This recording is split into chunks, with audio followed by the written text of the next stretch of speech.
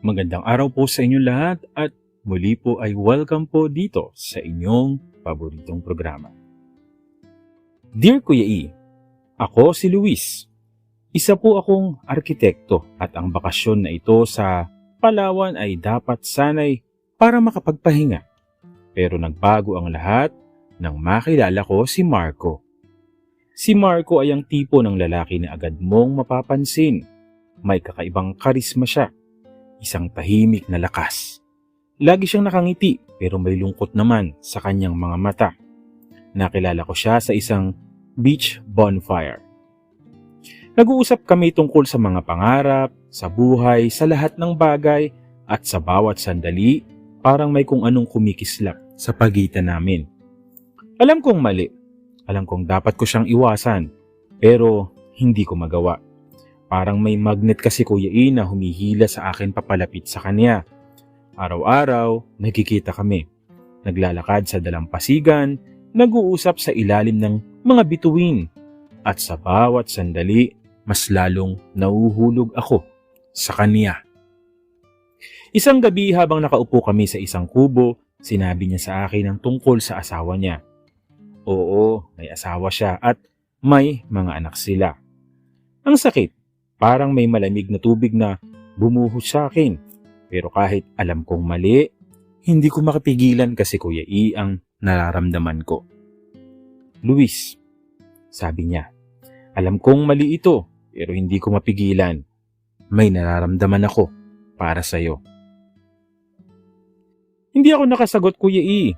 Gusto kong tumakbo, gusto kong magtago pero hindi ko magawa.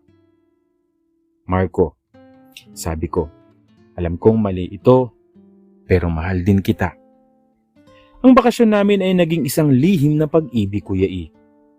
Nagtatago kami sa mga anino, nagkikita sa mga tagong lugar. Alam namin na panandalian lang ito. Nababalik kami sa mga buhay namin, pero sa mga sandaling yon, parang kami lamang ang tao sa mundo.